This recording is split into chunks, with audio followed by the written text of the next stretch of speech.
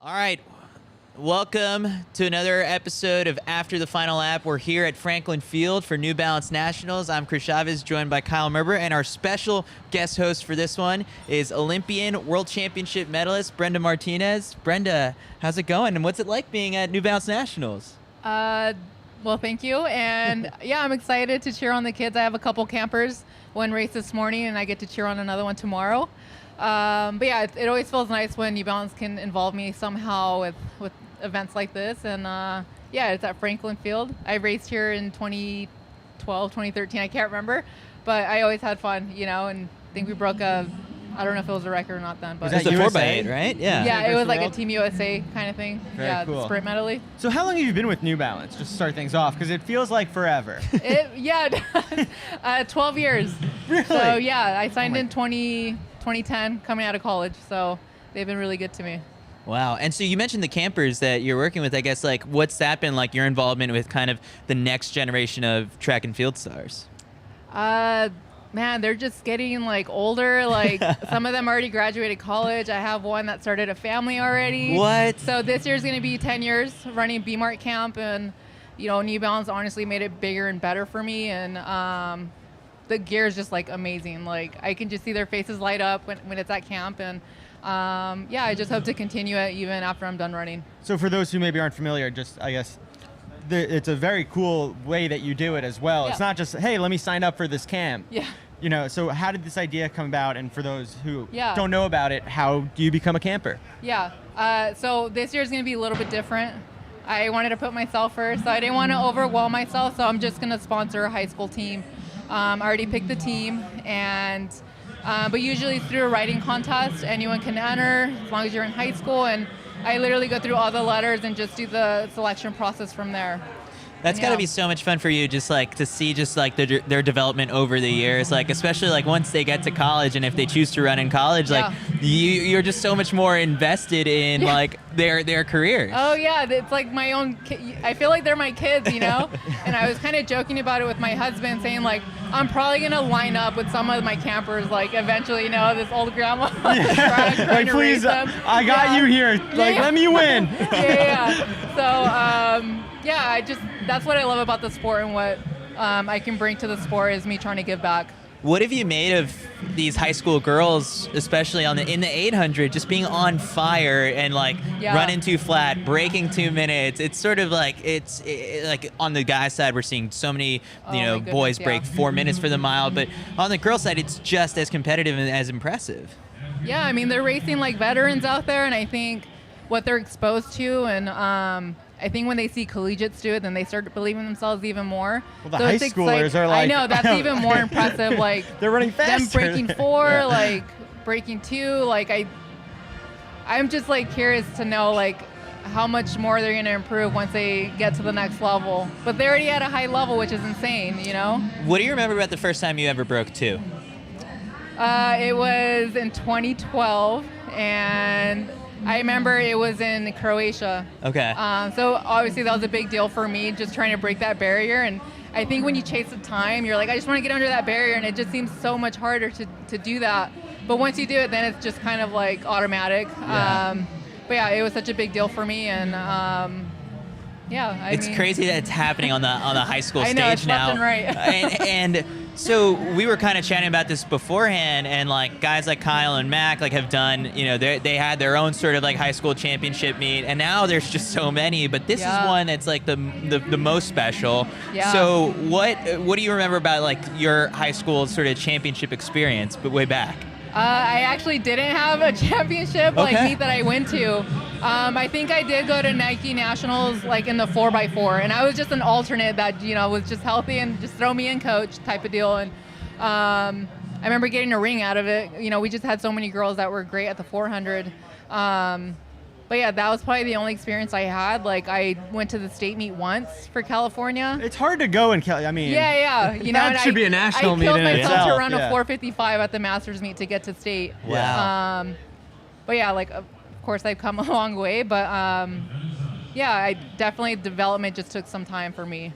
Yeah, a meet like this is just like every athlete is treated like royalty. That's the really cool part. Yeah.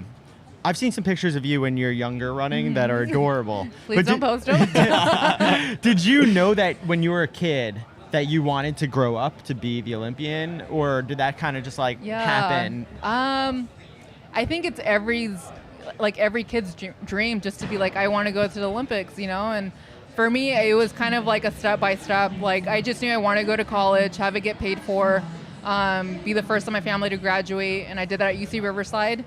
But it wasn't until maybe my junior year in college when I went to Europe for about a month and did a circuit. Oh, in the middle of college you went? Yeah. Wow. I stayed a 5th year. So going into my senior year of eligibility, I decided to go and see if I wanted to do it. Yeah, or maybe smart. just get a job, be Recruiting a police trip. officer. I don't know what I was going to do, but there's still time. You'd be a very fast police officer. You'd be very efficient. And everything just turned, once I went to Europe and got that experience, and lucky enough to get with New Balance after. Yeah, no, and it's been history ever since. It's been great. Do we want to bring on our first guest? So are you ready to talk to some high school kids? Sure. I don't know what to ask, but Devin, we'll bring you on now.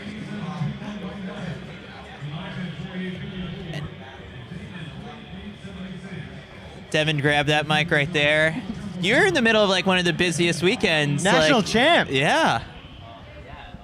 It's been definitely a busy weekend. I think it's still going on. Next week I go to U20s in Eugene, so I definitely still have a long travels to go. So for those who maybe aren't familiar, Devin Kipiego won the boys steeplechase day at 5:48. You just ran 4 flat out in Seattle a few days ago. Yeah. You seem a little tired. Talk about a double cross-country trip between. Yeah. How do you feel? How did this morning feel? It felt really good.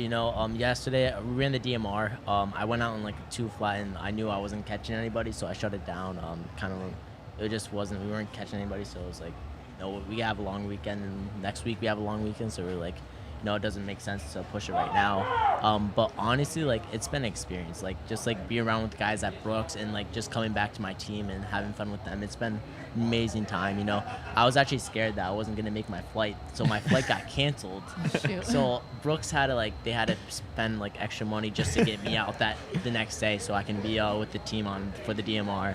So but it's been a great guy Gary Martin, Brooke, Connor Burns, they've all been really, really nice to me, and they've all accepted me and stuff like that. So, it seems like there's a good core group of high schoolers who Yeah. are going to all these meets and racing each other, pushing each other together. Does it feel a little bit like a fraternity right now out there? Yeah, no, it really does. I think there's a bunch of guys that are just crazy fast right now, and I think it's helping others push each other to get to that level. Colin and Gary are pushing each other in the 800.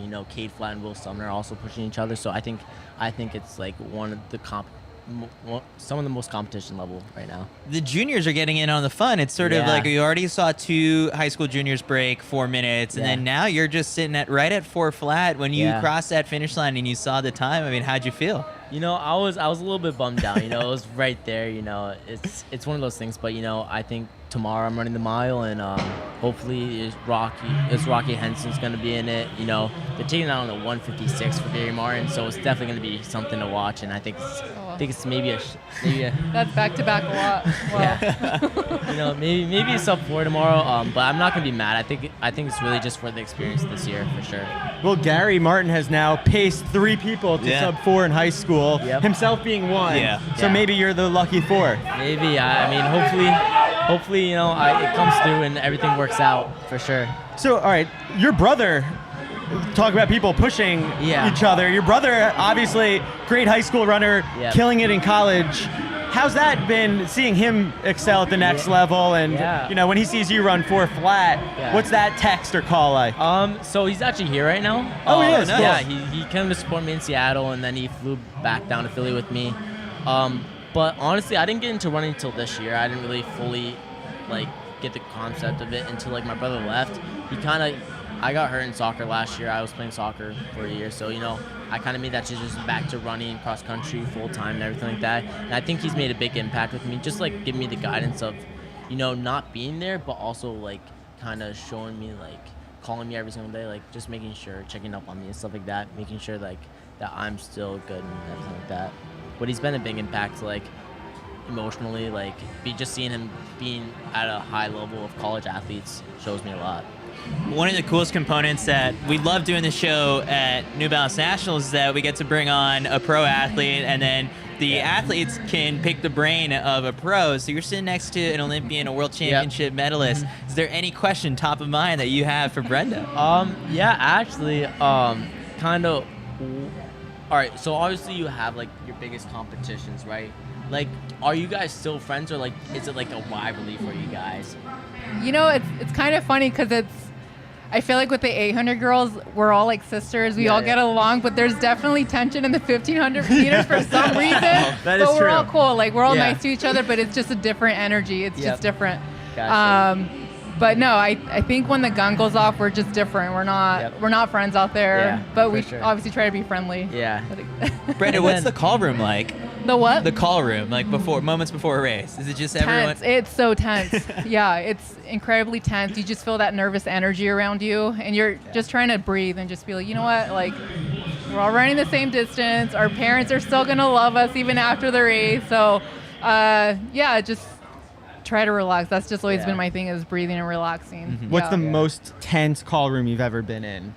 Probably Moscow, Russia. Moscow. Yeah. Wow. It just being Russia, like, we couldn't even, run outside. I did all my runs on the track in the warm-up area.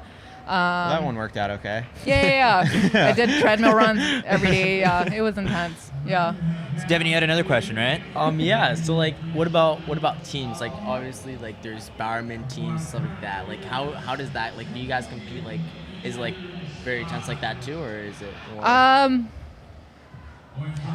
don't know. You're kind of an island, Yeah. Like in the team world, like.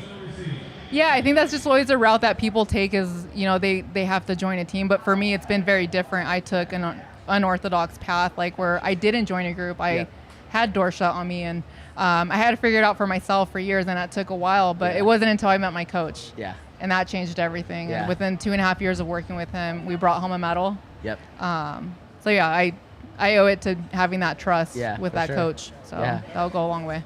So Devin, final thing here is just sort of, with USATF U20s next week. I mean, what's the goal? So we originally thought U20s 3K steeple. That's what we were gonna go for. We thought that was gonna be the weakest to get on the team and have a shot at going to Columbia. But looking at the 3K Open, Miguel saw it and he was like, I think we should enter in 3K Open. So I think that's what we're gonna go with.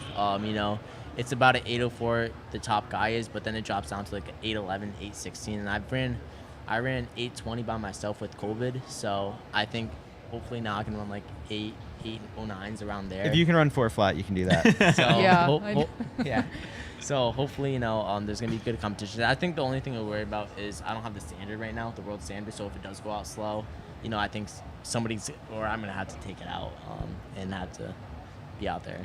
So this being your junior year, the end of the season, are you thinking a lot about the college recruiting process? Yeah. I know that, the college coaches are here. We see them floating around. Yeah. How's that going? How do you balance that and like focusing on winning national championships? I try not to make it a big thing about it. I think it's more off to the side. Like, whenever I have free time, I'll give them a text, or I'll look into the college. I do a lot of research before I even do go into, like, even with the conversation with the coach, I do more research. I want to go into kinesiology and maybe become a physical therapist. And like, something I do want to do is, like, if I do go into pro running, I have the connections of pro runners, and I can make connections through there. And if I do become like my own clinic, I can specialize in running. So I mean, that's kind of something I've looked into. But yeah. Very cool. Yeah, no, it's very cool that, like, we talk to high school kids who are already discussing, pro level talk. But that's cool, because I feel like, that the previous generation, there were some high school kids who maybe thought like, oh, one day that'd be cool. Yeah. But a lot of people didn't know that pro running exists. But it seems now that the high school generation is very aware that this is a career option. Yeah. And now we're asking, like, are they going to go pro now because they ran that fast? Yeah. And meanwhile, the pros are like, you stay in college. For sure. All right, Devin. Well, thanks for joining us. Thank you for having me, for sure. And best of luck tomorrow in the mile. We'll be looking forward to it. We'll probably be live, and if you win the dang thing, like, then you get to come back. Yeah, you got to come back. All right, thank you for having me. Thanks, Devin. That's exciting. I mean, especially like he's already run 2 races. Tomorrow will be good, I think. Rest up. Yeah, good luck next week. Yeah. See ya. Tomorrow, yeah. Brenda, I think he was a fan. It's always fun meeting the high school kids who like, I don't know, for them to come here and indoors, we had Corey, Trayvon, Emma, and like they're starry-eyed sitting down and meeting pros. It's really cool. Yeah. Is there one meet in particular that like really sticks out to you as like that's the one with the most autographs or the most fans that I've ever had? The Grand Prix. The Grand Prix indoor. Mile. That was cool though. Yeah, I need to go back to that one. That was a good one. In the rain, I remember that one. All right, we've got our 100-meter champ, I think, lined up. Well, and Kyle, you just spoke with him earlier, right? What's up, TJ? Hello. How you doing? I'm just grabbing my. Hold it close, and congrats on the win. Thank you, I really appreciate it. So it was windy, but it felt good. Yeah, it felt pretty good. We didn't know who won for it seems like the longest time. Did you think you had it when you crossed the finish line? When I crossed the line, I was pretty sure that I had him, but I just really wanted the reassurance from the time. So yeah. Was it a good start? Was it a clean race for you? I feel like my start wasn't as good as it could have been. My start has definitely been better in the past, but I believe my top end speed, so it was pretty good. So coming to a meet like this, I mean, what's the experience been like for you?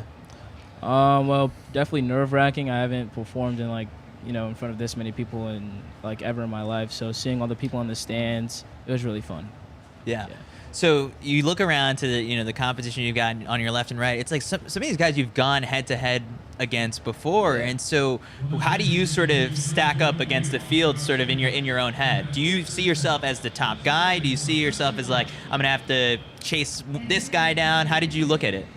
When it comes to going against top guys in the nation like this, I really just have to focus on myself and what I have to execute to be the top guy. If I execute to the best of my ability and I still don't come up on top, that's just, there's not more I can do about that. But I know if I can execute and I do the best that I can, then I will be on top. So, yeah.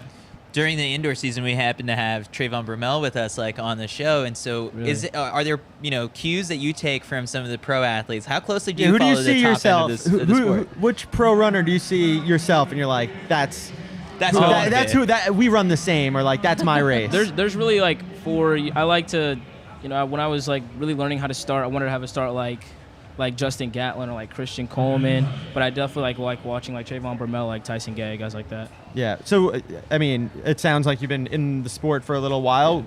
Have you been doing this since you were a little kid? And now since I was 6. Very cool. Yeah. How'd you get into it? Was my parents just threw me in it. Yeah. They just threw me in a bunch of sports, and this is the one that stuck. So. Were they runners? No. No.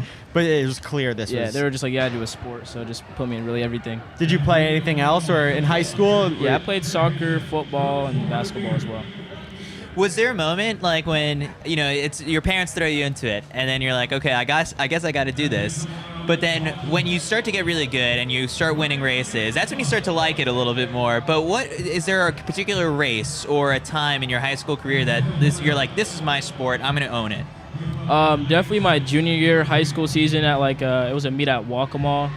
I mean, my time was 11-1 going into it, and I realized that I really wanted to start working hard, so I started lifting weights more and I started putting more time into it, and I saw I dropped to 10-7 in one meet, and I just kept going with it, and I was like, this is what I want to keep doing.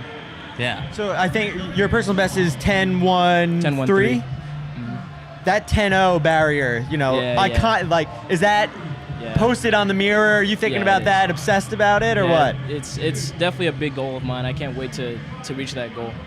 What are the areas for improvement that you see in my start, my transition, and definitely my form? Yeah. How closely do you study film and I mean, literally right after the race from yesterday, the prelims and the semifinals, I'm looking at what I can do for the next race to get better. Yeah. That's impressive. Wow. It's we didn't really have that growing up because it's the videos weren't accessible. They were blurry. Wasn't that helpful? So, all right, so you've got an Olympian, Brenda Martinez, next to you. It sounds like, you want to go that path in life as well. Do you have any questions for pros thinking about, an opportunity to ask one of the best to do it right next to you? definitely one question I have is how do you continue to stay focused with all the social media drama? Oh, that's a question. Oh, wow. Yeah, it's hard. You know, there was actually like 2 years where I didn't manage it. My husband had to do it because it just got too much, you know, and me being a girl, it was easy for me to compare. But yeah, like I try not to let it consume me. Sometimes it's good to just let, you know, maybe 30 minutes at the most per day, you know. Maybe for me, that's just writing people back or trying to put more stories out there for engagement. But yeah, like honestly, you just be you. Whatever you're doing now is working, and you can just always improve on it. And you showed today that you have it. So thank you. I really appreciate it. You don't like social media, like, or what? I'm not really a big social media guy. No. Yeah. Yeah, and there shouldn't be no pressure for you to be like, I have to post, you know, or I have to get the engagement up. Like, you don't have to worry about if all you that. win, then I feel like you don't need social media. Yeah, if you're we'll losing, do it then for it's you. like, hey, you know, We'll post for you. get on and help yourself out. But. Can you peel back the curtain for us a little bit as like being one of the top high school sprint stars? Like there's definitely like a bunch of, you know, sprints accounts, and there's like, you know, the mile splits, the runner space when they post like the videos, and it's like the comment section can always get flooded with like people complimenting you and then people critiquing and like online coaching for for free basically. So how do you sort of tune that out? I mean, it depends if it's really good or bad. I've had both this year. I mean, I remember when I raced Nicholas Harbor earlier this year, we were on like, it went really viral. It was fun to race, but like the comments were really bad. It was tough for me to get over that, and I really just had to like, you know, stop using social media as much, put my phone down, and continue to realize like the reason that I do this. So it seems like a really mature, proper way to approach things. Like if most high school kids had that mindset, I think we'd be okay. Yeah. So what's next for you? Is this the end of your season, or? Are you... No, I have USATF regionals and USATF nationals. Nice. What's the goal there? Yeah. Make the team? Yeah, for sure. Yeah, hopefully. We'll see. Yeah. Amazing. Well, thanks so much for joining us. Wishing you all the best of luck. Enjoy the rest of the festivities here at New Balance Nationals. Are you done for the weekend? I have 200 in long jump. Oh. Wow. What's your best event? The 100 or? Yeah, probably the 100. Yeah. And then long jump. Yeah. Cool. Very cool. All right. Who's your favorite long jumper these days, or like? My favorite long jumper? Marquise Dendy, probably. Yes. Yeah, he's great on Twitter. He's fun on social media. He loves social media. Really? Yeah. Very cool. Yeah, for sure. All right. We'll be looking out for you. Yeah. Go crush it. And get a couple more crowns. Yeah. Hopefully. I see that backpack is. Can we get that on screen? Can we? Can you grab that? Show that one off. I didn't get the All-American one. The All-American one goes to the top 6. I did. Oh, wow. I didn't... Come on, is that Dad? He says he's a runner, but it's Dad, come on, Dad. Yeah, move over.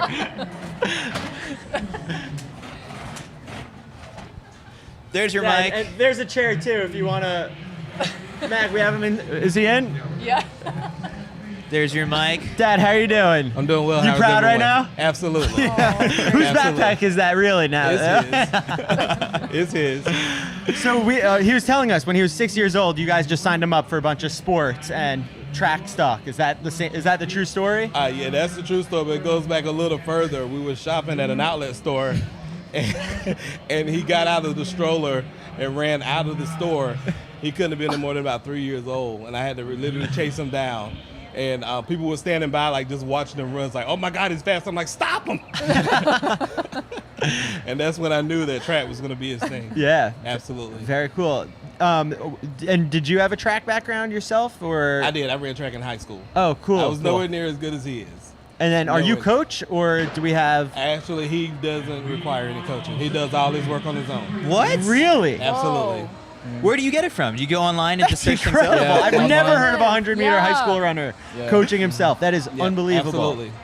A student of the sport. Absolutely. Wow. So we've been a part of the track club. He's had some coaches help him along the way, but since the pandemic, everything that he's achieved has been on his own working merit. Absolutely. Wow, that is so. Impressive. I'm glad Oh my Dad came because you weren't going to tell us that. That's why we need the parents to come on. He's way too modest. Yeah. That is incredible. So I guess, how did you learn, sprinting, especially younger, like you're talking about improving your form and whatnot.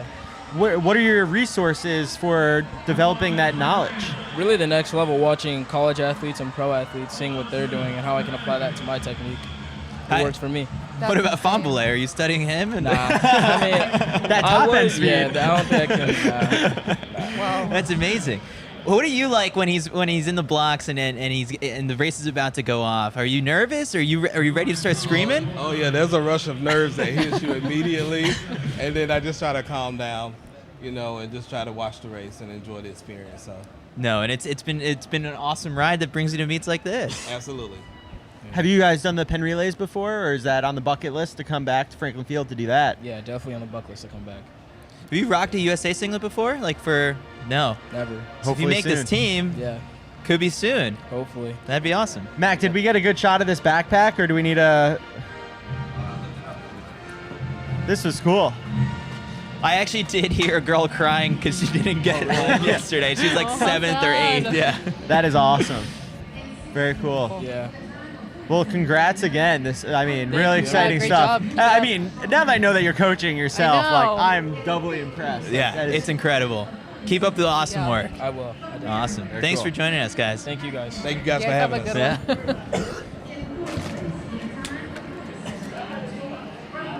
Yeah. I see yesterday's star of the day here to join us shortly. Did you happen to catch the boys 800 yesterday? I saw videos of it. Yeah. He 0.03 seconds Yeah. shy of the high school national record. I mean, that is just crazy. A record that's stood since 1996, right? Yeah. Oh, it's been years. And I mean, Yeah. It's got one more week of maybe Yeah. still being around. But before we catch up with Cade, Brenda, I want to ask you a little bit, because hearing about a high schooler coaching himself, how much of a say do you have in your training? Like, have you ever coached yourself? Like, No. No. Our coach, Dr. Joe Vigil, is off-site, so he's in Arizona. But my husband definitely has discretion to change things just based on sometimes my attitude, but a lot of times my body language. So sometimes I don't even know how I'm feeling, but when you see outside looking in, you're like, yeah, we need to we'll stop. But yeah, it happens. would you ever go into coaching? Yeah, I actually got my master's in positive psychology with an emphasis on coaching. So, I want to be a head coach somewhere. That'd be cool. awesome. Yeah. Yeah. Set yourself up for success after the track Yeah. days. Seriously. So, Well, Cade, grab a mic and thanks for joining us. Thanks for having me. All right. I heard you guys ran the Rocky Steps this morning. I missed it. How was that? A few times. It was awesome. It was awesome. I grew up on those movies, so being there and getting to the top and just looking around, being dang, I'm really here right now. It was cool. It was crazy. So morning after yesterday's race, being so close, you got the chance to sleep on it. How are you feeling about it? A little bit better than yesterday? Yeah, I was a little upset last night being that close, but I assessed the body this morning and the mind. I'm ready to go again. I'm looking forward. I got U.S. trials this week, so I'm just excited to get out there. Next steps. So, we talked about the Rocky Steps and, growing up on that mindset. Last night, I wouldn't ask this of every high school kid, but I know you can handle it. You get people chirping, and now, what, you're even hungrier? How do you internalize that? Yeah, 100%. I love when, I see, comments from rivals and stuff and cheering on people, cheering on other guys that they want to beat me because they can't, and stuff like that. That just fuels me. I don't take it personally or anything, but it's okay, I'll show you. Yeah. So. Yeah, Kade and I were actually talking about it this morning about how it is so fascinating. Michael Granville has his big fans still to this day, YouTube comments, Instagram comments. They come out in full force to defend him, and but the thing is, Michael Granville has been nothing but supportive of you. Yeah. He commented at me today. He posted me twice on his Instagram today, and me and him had a good little conversation. But yeah, he's been nothing but supportive. That guy's he's a great guy. In 25 years, I will be defending Cade, just so we're all on the same page. Whatever, Thank you. YouTube 2.0, whatever we're on, I'll be in there chirping at anyone who's coming at Cade. So Judson paced you yesterday, right? And he Yeah. just got the win, right? Yeah. So I was actually rushing in here. We were. He said he raced at 1, and we got here 12:55, and I was making that long walk from the parking lot, rushing in here to go see him, support him. So yeah, that was real cool seeing him take on the national title as well. Was there a relationship that the two of you had before this weekend? No, he DM'd me one day and said he was my pacer, and I said, yeah, looking forward to it. Let's go do this. And then this weekend we hung out when he got to the hotel after Brooks. He had some flight issues. And then he came, we hung out. He's been great. Met his mom. His mom's down here too. She's a really nice lady. So yeah, everything's been great. This is relatively new to have pacers for you, right? Like that it's been a few weeks. Yeah. How do you like having, it's kind of a different environment to step on the track knowing that, hey, someone's going to take me out for the first 400 or 500 meters. Kind of a novelty in high school that definitely wasn't around when I was in high school. Brenda, I don't think you had any pacers. So how does that feel stepping on the track? Like, is it a different mindset than maybe when it's all you? And yeah, no, I don't really know. I appreciate it. It's someone who's doing something for me, and you kind of look at it like, this race is set up for you to be successful, so go be successful. But yeah, I mean, last night, I guess, I had 2 pacers out there that first 400, so I don't know. But yeah, I appreciate that what he did for me, and so I had to come support his win. What was your quote during the indoor season? It was like dragging him out into deep waters or whatever it was. Yeah. That kid who went out yesterday in that first lap drowned. I saw it. Yeah, and it was, and that's the most annoying thing. I was in lane 2, 400 meters out, and it's like, and I know that's not like an excuse. It's not my fault. Like, that's gonna happen in races and stuff. Especially next week. Especially next week, right? But it's just like, when it comes down to like 0.03, every little thing matters, and it's like, just run your own race and not trying to run mine. I get that national record, but it's coming. So Chris watched you warm up yesterday, and he actually just jogs 300 meters. Fascinating. I love the fact that you come at the 800 from such like a, kind of a sprint background. Brenda, you were more of an 8:15 runner. Was that always how you approach it, or did you start that way and move up? No, I've always been like strength-based. Yeah. So the mileage, mile repeats, I'm probably the only 800 girl that can do a 5K, a decent 5K, you know? But yeah, definitely polar opposites. Yeah, you said mile repeats. That's yeah, it is that. No thanks. All right, let's clear the air and set the record straight on just exactly what your training is like. Because what is it? The other day, your last workout before this was a 10-minute jog? Yeah, it was a 10-minute jog. So I had a little shakeout. It was a 10-minute jog, and then it was like 4 by 80 meter strides at mile pace, kind of. So like basically just striding out. But my last like workout was it was like 2 sets of 3 120s at 400 pace. So I think the reason why we're so obsessed with like high school kids training load is because it's like, all right, so you come out here, you're on 146, now multiple times.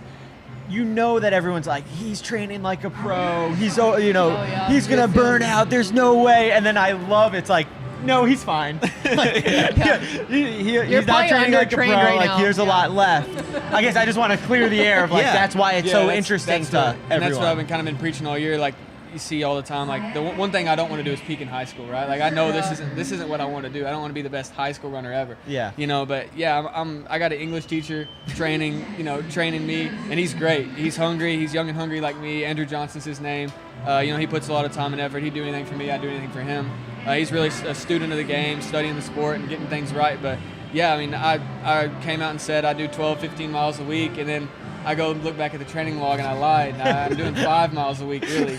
I had a week where I did 3 miles a week, 3 miles 1 week. So like, I'm barely hitting things. I'm just getting speed stuff, and there's strength side to the 800 as well, and that's going to come later on in the years, and that's where that upside is going to take off. So you have an English teacher as a coach. Is he assigning reading to you? Does he ever like, Kade, I really think this would help?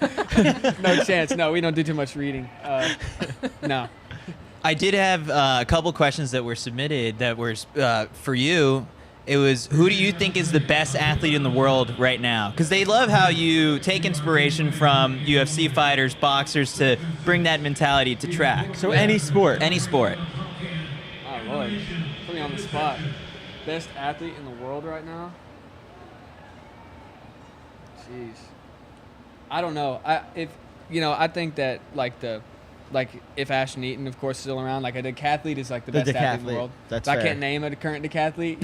I'm not, fairly casual in the track world, so I can't name a current decathlete. But whoever's the Olympic medalist, gold medalist in that decathlete, I'll put him. What about, did you watch NCAA Anna Hall to be able to do the pentathlon and then come out and run the 400 hurdles? That's Florida. Yeah, I saw her. Yeah, she's my best athlete in the world now. Yeah. She's great. Yeah, she's great. She followed me on Instagram like after Trials of Miles or something like that. I was like, oh, sick. Yeah, okay. So, yeah, I've been keeping up with her. All right, so decathlete, true best athlete in the world. Yeah, for sure. I like that take. Next question was, what's your favorite workout? You touched on like these smaller workouts you do, but do you have a bread and butter one that you love? Favorite workout, I guess. So, yeah, it was this one we hit early on in the season. It was like 5 by 200 with 30-second rest, and it was at like 26 pace. So it was pretty good, moving pretty good. It was like my 800 pace at the time. And 30 seconds rest, so you just go, and you just like, you finish the first set and you're kind of dead, but you got another set left and you got to get through it. And it's a mental toughness day. It's all in the mind, and I got through it. And all my teammates, everybody's lining up on the sidelines, kind of laying there, and I was like, "Yo, get up! I ain't tired. Y'all get up too."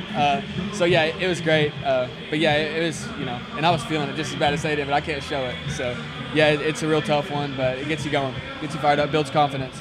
I like that you did bring up like your teammates, because like from a lot of people on the outside looking in, they see you at these bigger meets competing as like an individual and like not as much with your team, but between Trials of Miles and this meet, like you had the state championships, and you were representing your high school team. You went out there and competed in a couple relays with them. What was that relationship like, I guess, with you and your teammates? Because like you wanted to win for them multiple times. Yeah. And that's the thing, like people don't see, and people probably think that I'm a selfish guy or something. I'm all in it for me, but my teammates back home, my coach that I've stuck with, I'm a very loyal guy. I'm loyal to those who've been loyal to me. My teammates, Judson paced for me last night. I make sure I show up and support him. If you're good to me, I'll be good to you, and I'll do anything for anybody. So, loyalty. A couple more of the questions that were submitted. One of them was like, what are the traits that all of the all-time greats have in common? Because you've cited Muhammad Ali, Conor McGregor before. Like, is there something that when you look at just their body of work as athletes that you really want to try and emulate? Yeah, and I think there is something in common with the greatest, those that are considered some of the greatest of all time. You got even throw Prefontaine in there. It's this mentality, and it's this complete total buying into I'm the best. I'm going to come out here and be the best and perform.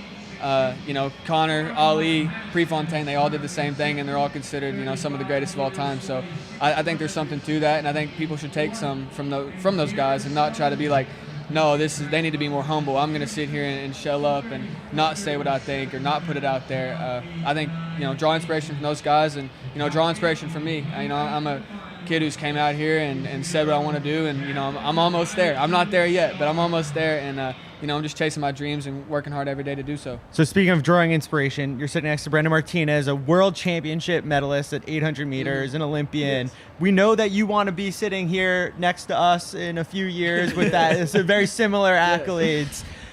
Yes. I guess if you had an opportunity to ask someone of her level somewhere that you want to be, what kind of wisdom can she impart upon you right now? Ooh. Okay, so I should be asking him. I guess for me, I'm new to this whole. I got U.S. trials coming up, and the one thing, like it's a lot of races in a short amount of time. Like, how is mentally and physically getting through those rounds and stuff like work? Because I race. I think that's my third. Yeah, that's like my third 800 where I really wanted to go out and do something. That I was, trying to run fast in all year, and I'm about to run 3 in a week, hopefully. So, how do you get through those? Yeah. Trust the training. Your coach knows what he's doing, obviously. So just trust in that. Just keep it easy. Don't even change anything. Like, I know you trust that you belong there. You do. And honestly, just hand it to them. Like, you're incredible. Thank you. Okay. Thank you. So I'm excited to watch you next week. And appreciate it. Brenda, how do you mentally prepare for a prelim versus semi versus a final? The semis are definitely stressful. Yeah. 24 down to 8 sometimes. Yeah. So it's always nerve-wracking. For me, I journal, and it's more than just a race. Like, nothing changes after, and I can only promise my like honest best effort, and I shouldn't be upset with the end result. So I never try to think about the end result. Everyone always talks about the importance of like visualization when it comes to, you know, some of these races. So for both of you, I guess, like Cade, like you've probably envisioned yourself breaking the national record multiple times. And so you play that moment in your head, and it's maybe the moment crossing the finish line. But in something like a U.S. Championships, what do you have to visualize? Is it being able to be strong when a big move is made, or like how do you approach the visualization when it comes to a U.S. Championship? You know, those races don't come by that often, especially at the elite level. But again, like you do it in training, you visualize it in training, and you know, you listen to those cues that the coaches give you. And but I definitely believe if you can go there in the mind, you can go there in the body. But yeah, it's just consistency and doing that in training. Like if you can get there in training and go through that stress load, then it should be able to just translate into racing. Now, Cade, yesterday we asked you a little bit about what's next, because like you'll probably get, you know, the record chance during USAs because those races could tend to be fast.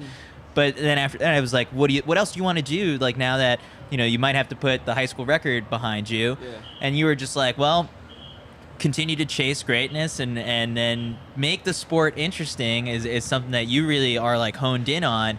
So the final question that was submitted was like, where do you see yourself in 5 years?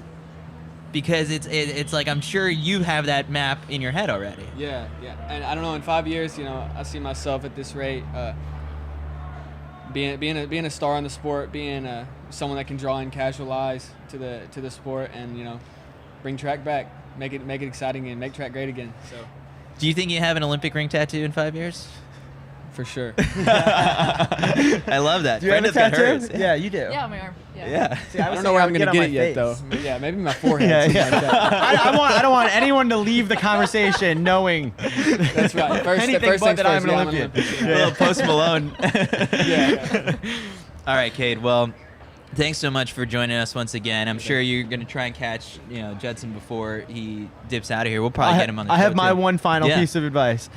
Those pros are so much more scared of you than you are of them. I got nothing to lose. When you got nothing to lose, you're dangerous. You're a dangerous man. You're a dangerous man. You got nothing to lose. They are scared of losing to you. That is Can't kill somebody who's already dead. So I'm going. Oh man, Cade, keep it up, because you know we're big fans, and you've got a ton of people also behind you, just kind of following along. Not just, you know, this chapter that ends in high school, but the next one at Ole Miss. Yes, sir. So, yeah. Thanks for having me. And you think we're the best in the biz? 100%. CITIUS MAG. Welcome CITIUS anytime. MAG #1. Yeah, there you go. Welcome back anytime. Clip that part, Matt. 100%. Thanks, Cade, thanks so much. Best luck. That was great. Always fun. Just that's the ringing endorsement we needed. I mean, yeah. Always a good time. And he's making track exciting. Like seriously, Yeah. it's awesome. Yeah. I've been saying all year, I was like, and I think it's just because we've obviously tied into New Balance both indoors and outdoors. I've been paying attention to high school way more, and I think I like high school running more than pro running. Like, it is so fun. Yeah, and especially because like you've got all your different types of personalities, and you wrote about this a couple weeks back, and so kind of do you want to kind of, for the people who may have not subscribed to the lap count yet, free plug, subscribe to the lap count, but then also explain to them, I guess, like what makes just high school running so fun to watch for you. Yeah, I think there's a few different elements to it, especially right now in the current landscape.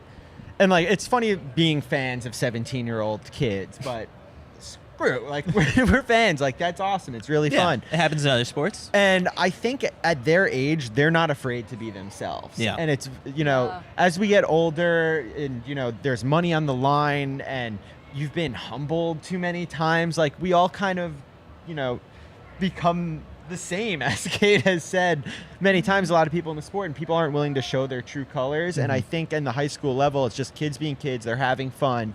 And you see like the dichotomy between the, you know, the Cades and Gary, you know, they're very, very different, and they're both super fun to watch. And I think that as fans, you can kind of pick someone, they're very easy to root for. And maybe, you know, maybe the Cades of the world aren't for you. Like, hey, you know, I like someone who's a little more humble and quiet and just like shows up.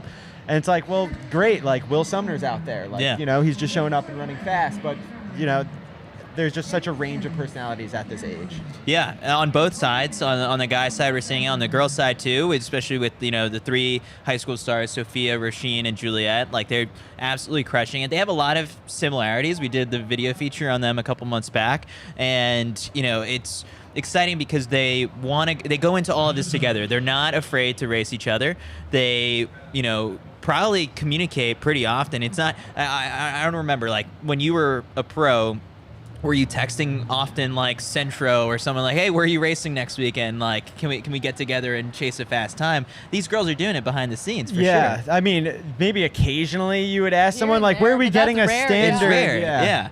And like they're doing that now, and they're going to the same meets, they're racing each other, and then on top of that, they're going off to the same college. At least Juliet and Roisin are. So it's cool to see those friendships blossom that maybe we're at just like the beginning of what, we could see them possibly make an Olympic team together or something. Well, then, I mean, we were just talking to Devin about it. It's like you're traveling around to all these meets with the same guys, which is normally something that wouldn't have happened until you were a pro. Yeah. They're almost bringing more culture, like, to the sport, which I like. Yeah. That's going to be cool to watch. And, I mean, they're celebrating each other's victories so much. Yeah. I mean, Gary helping Connor Burns to break 4 minutes the mile at the Festival of Miles. Afterwards, they were like jumping up and down together, just having, like, celebrating, like, your friend accomplished something. And, I just think the element of taking money out of it and just the purity of the sport, I always have said in the past, when you go to a camp during the summer, it's the most refreshing thing for a pro athlete. You're so exhausted, you've been chasing the times and the dollars all season, then you show up at a high school cross country camp and it's like, they just like running, and that's it. Yeah. Oh, yeah. What's the most common question you get when you do the camps, and like the questions that pop up from the girls? Do you get nervous before races, or like, what should I eat? I think they just want to be perfect almost, like they don't want to have any room for error. And, they look up to a lot of elite athletes, and they just want to know, like, what are you doing? Like the littlest things, and they'll literally do it. Yeah. Like, my husband started coaching high school kids, and they text him like all the time, like, Coach, I did 100 push-ups and sit-ups, and I did my marble grabs. Like, I'm going to bed at 8:30. Yeah. I'm like, oh my God. Don't you miss that mentality a little bit? Yeah. I don't do that, but I should be in my own home. So it's, like, I see that joy, and it makes me feel good, even working with kids, if I'm not coaching them or not. But even with the camps, you're just like, man, like, the innocence is still there, and I want to keep it there for them. But yeah, definitely kids light up the sport for sure. When I was in high school, and I now describe this, it's part of my camp talk that I'll give. It's like, I wanted to be good and I didn't know how. So I just kind of tried everything, and it's like, you learn every year, The intent was there, though. Like, that's the most important part. Yeah. I used to hold my breath in the bathtub because I thought, like, that. Like, if I did intervals of holding my breath, that would make my lungs stronger.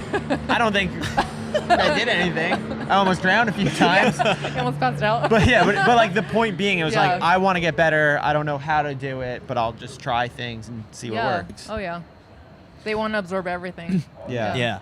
The other cool part to high school running is just like, and we notice it too, because like when we post a photo of a high school kid celebrating whatever they did on Instagram, you just see so many other high school kids sharing it and like reposting it. And then when you're here, like back in that tunnel over there, where after they do the intros and they come off the track, you've got other high school kids being fans of other high school kids, and it's sort of like, that's cool, because maybe in a couple of years that kid's an NCAA champion or is a pro, and that person's going to have that attachment to that athlete. And so I'm curious, when was the first time you felt like a star within the sport, that you had your fans? Oh, I don't know. I mean, here and there, but like, honestly, it's changing like more now than ever. And I think just because of social media, like you're able to reach more people. Could you imagine having been in high school with the social media, the TikToks and Instagram? My parents would take my phone away. Yeah, they'd be like, no. Like, you're getting way too much. With minutes, like, yeah, it's incredible. And I just hope it's a tool that can elevate the sport rather than tear these kids down. Yeah. That's like the only discouraging thing, we want to be able to lift the next kids that are possibly going to be Olympians, and medalists. World Championships, Olympics, and like coming across these kids, like there's an Olympian, sitting next to them, they're gonna go to the Olympics. Yeah. So yeah, that's what I love about the sport. Yeah, I guess activity. There's so many good high school kids, and you go to college, and how do you think you were able to make that jump to the next level? Because you weren't the best high school runner, you weren't the best college runner. So what qualities, I know we're asking Cade greatness, what qualities are consistent, but I think in the high school athletes, when we're looking at the kids saying like, all right, who can make the jump to the next level, what are we looking for? Just from what Cade said, like loyalty is everything, and I stuck to the plan. Like with my high school coaches, even with college, like there could have been moments where I was like, I want to transfer out, but I never did. I was just like, I'm going to trust the process. There is going to be some bad. I'm not going to turn my back when it gets bad too. So, and I've been with Coach Vihol since 2010. He's seen me at my worst. So I think just that trust and loyalty with the people in your corner goes a long way. So yeah, I mean, it's also just like that someone being able to see you for that long and have that vision, because it's probably hard for the individual to see the 10-year plan. Like asking Cade the 5-year plan. Yeah, that's tough. It is. That's why we have coaches, to have someone have that view from the sky, see the big picture. Yeah. How big does that circle get sometimes? Like, is it one coach or two coaches, a nutritionist and stuff like that? Really takes off at the pro level, right? Yeah, I think the smaller circle is like more valuable. I'm guessing. Yeah, I think so. Yeah, because it tends to feel more watered down. You're not catering to everyone's individualized needs, and I'm saying that because I'm the only person in my group. But I think it can get pretty dangerous and messy, like when you have more bodies there, and the type of energies they bring into the group too, because it can make or break a team. So being careful as a coach too, like you want to make sure you're bringing the right type of kids in there, especially with the right attitude. Did you ever consider joining a team like I did in the beginning, but nobody wanted me, so it worked out. I'll do it myself. Yeah, pretty much. But yeah. So we've got a couple finals that have taken place so far. The 400s were pretty good.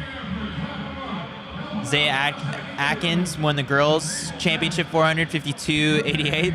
It's pretty quick. It's windy here too. That's what I think is the most amazing thing right now, is that you were seeing the times.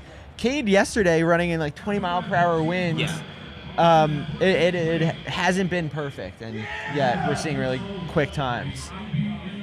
Yeah.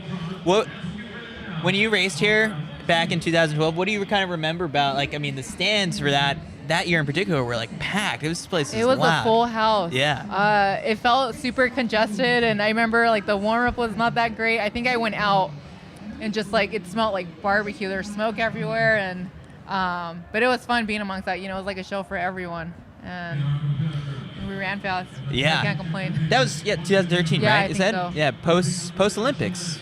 Yeah, I think so. Because I remember everyone was still rocking the Olympic kits, and it was cool. It was actually my first ever Penn Relays experience. You raced here. Yeah, I raced here. It's a totally different experience in here. I've run here for HEPs and some other invitationals and whatnot, but when you come for Penn, I mean, the warm up process, it's down to a science the way they have it. Yeah. But if you've never done it before, and you just have to come in and stand in the paddock for so long, you get one or two strides. Hopefully it's a warm day. Yeah. It's definitely the sort of thing where the more times you do it, you know what to expect. And I always think that's an interesting aspect. You're talking about the Moscow call room. Yeah. Being at a meet for a first time is a completely different experience than being at a meet a second time. Yeah. Oh yeah. World Champs is like that too?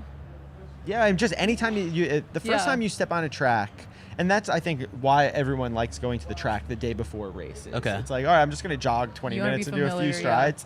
Yeah. There's some element of just being able to obviously visualize, as we were saying, but learning the lay of the land and getting comfortable. You don't want to be running around seeing where's the bathroom? Yeah. These little things cause stress that will. I've never given too much thought to that. That's a cool little pro insight you're sharing. Oh, I mean, you're where's the bathroom? I need to know in case wow. You have the urge, See, that's the call room. I never really gave. You want to see everything. Yeah. I mean, those are the little things that I think we discount. So, like, look, if Cade goes to a U.S. championship, his first one out in high school, and makes the semifinal, I will be so impressed, just because to have never been in that environment before. Yeah. I mean, for the amount of kids that are coming here and running with this many fans in the stands, this is a new experience for them, let alone at a U.S. championship or when you're on national TV.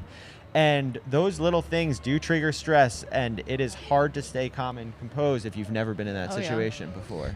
It's cool to how open they are about talking about how nervous they can get on a stage like this. What's the most nervous you ever got before a race? All right, so I guess we're at Penn, so it's very, appropriate to talk about it. But the Penn Relays, being from an Ivy League school and from the Northeast, this was the meet. Like, when I think of the meets that I'm most upset that I didn't win in my life, Penn Relays is legitimately at the tippy top, which is crazy because there's the Olympics. And but it was really, really important to me to win. And the reason I went to Columbia was because they had won the 4x8 when I was a junior in high school. I saw that, and like that started the path forward. And so it was super important to me. I really, really wanted to win. We had a great team. I was throwing up during my warm-up. I was so nervous. I completely freaked out. I got the stick in first in the DMR. I got absolutely destroyed. And on the after the race, it was actually like a really big moment in my career in which I was like, if this is how I'm going to operate, then I won't have a long career. And it was a big turning point for me in terms of like, I can't make anything this important that it's like life and death. And the next day I came out and ran the 4x mile and like split sub 4, and we end up coming in second, but like legitimately that was the turning point. I was too nervous. I couldn't function. I wasn't having fun. Wow. Yeah. What about you, Brenda? Probably Moscow. Really? Yeah, I think I just knew something big was going to happen in the final, and I didn't even sleep. I think maybe 30 minutes.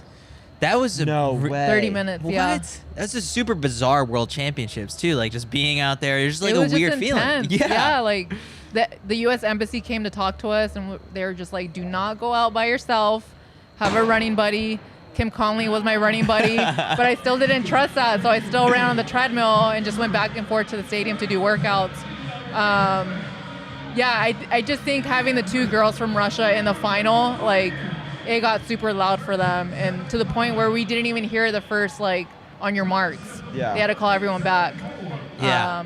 I forget it's that crazy dirty race. Oh man. Yeah. To your point about like warming up or going out, we were at the U23 champs in Mexico. We were like, it was in Guanajuato, like it wasn't like Cancun, like we were in Mexico. I've been to Cancun and I've been to Guanajuato. Guanajuato, much better food, was way more fun.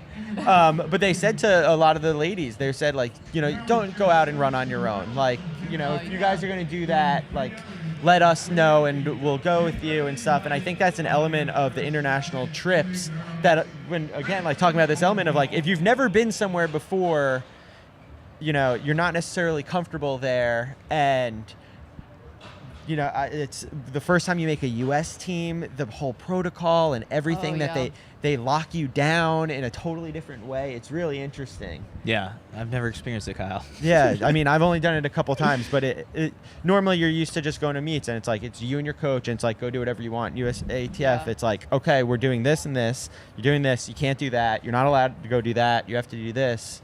And I don't know. You've made plenty of teams. Like the first time, this is different. Wow. And is the Olympics any crazier? Or village?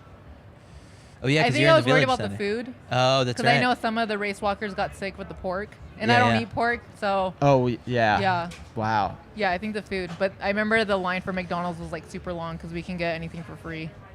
All right, we've got our 400-meter champion. Yeah, come on in. Hello. With the awesome backpack. We're not wearing the crown. You can take that mic and hold it close. All right. So 400 win and the 2? Did you get the 2? Or no? I didn't run a 200. Okay, just the 4. Just the 4. 52.88. 88. How are you feeling about it? I feel really good. It's a PR. Nice. It's tiring. Yeah. My body hurts. My head hurt. but I'm okay. I'm alive. That's all that matters. You still exhausted? You came over soon after your race. Did you get a chance to cool down yet? Yeah, I cooled down just a little bit. Yeah. I sat there. I did a little stretching before the official award ceremony thing that they did. But I'm still kind of. You're still feeling it? Yeah. Are you done for the weekend? Yes. Very yes. cool. So walk us through the race. How did it go? We had our backs turned to you. Unfortunately, we were interviewing some other athletes. The race went really well. The first part, I ran out.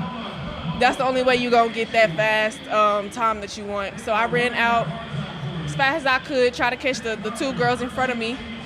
And then the last 200 was to just really push everything that I got, relax, stay focused, keep form, and finish through. I like the nails. Thank you. I keep them done during the summer. I try to keep them done as much as possible.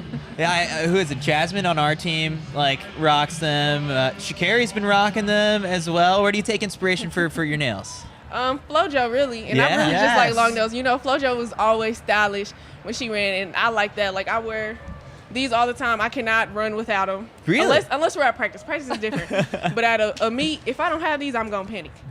But I try to keep my nails done. I like to wear my necklace. I like to do my earrings. I like to do my hair sometimes when I feel like it. So couple little superstitions here yeah, and there. Little stuff that I got to do for a track meet. I feel like that's part of the routine, right? Like, it makes you even know it's race day when you have these little things that you have to do before you're ready to step out on the track. Yeah, So is this your first New Balance Nationals, or how many have you been to?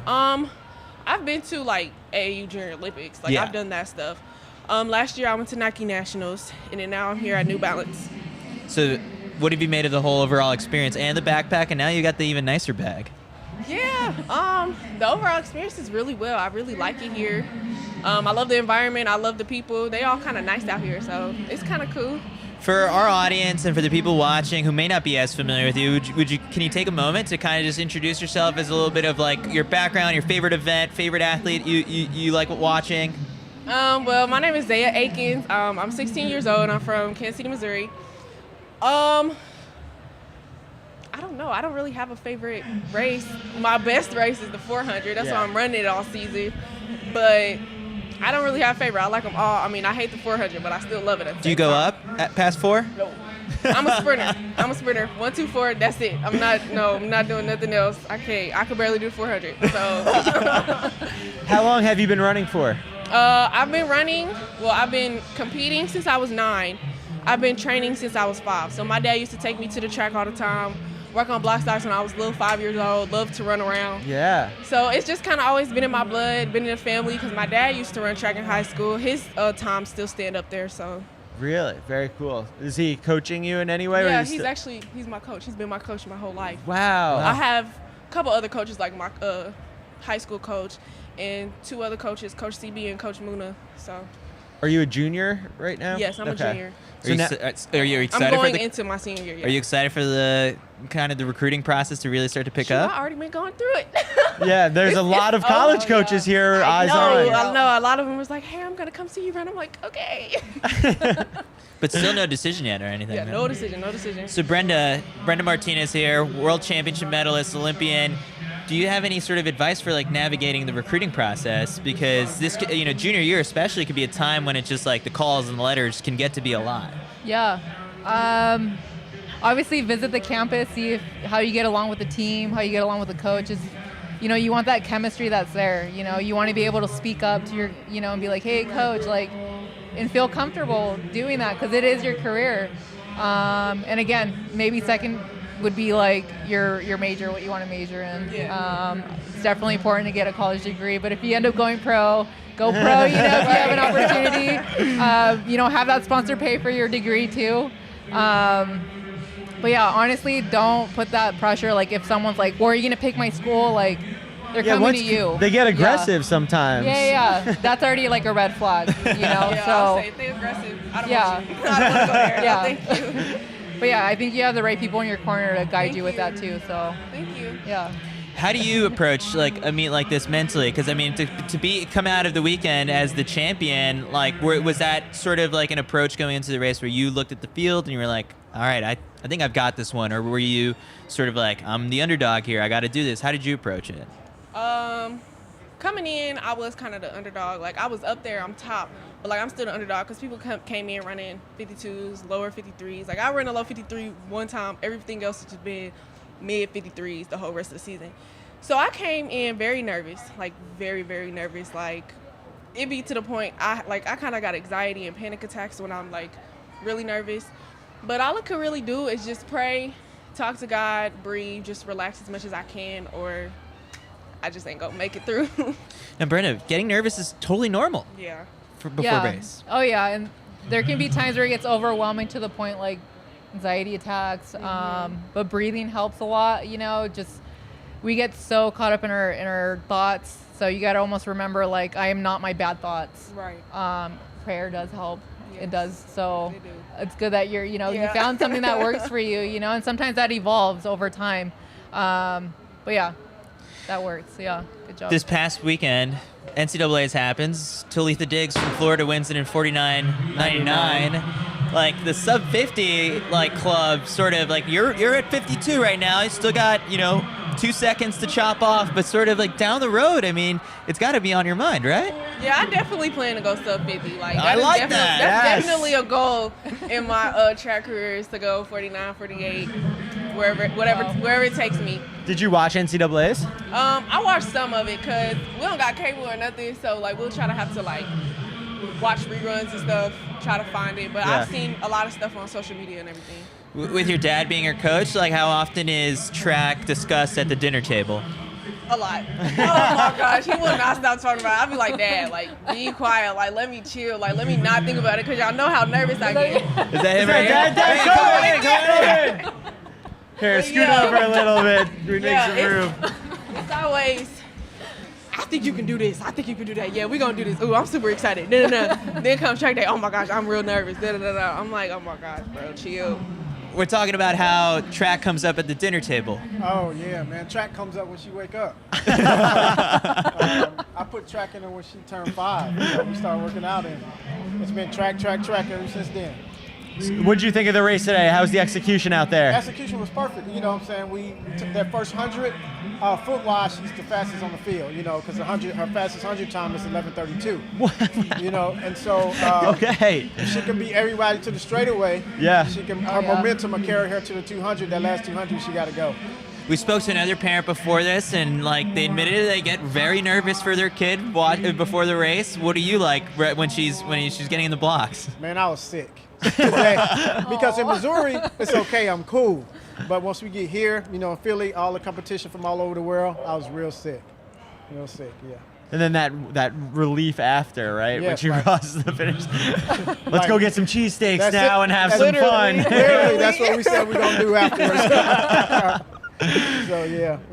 As a parent, you probably get the Instagram notifications, the DMs, all that stuff pouring in right now, probably when you get back to your phone. What about you? Like, is it calls from the aunts and uncles? And right now I got probably 60 messages I got to go through. Instagram too, so it's pretty crazy. That's amazing. Yeah.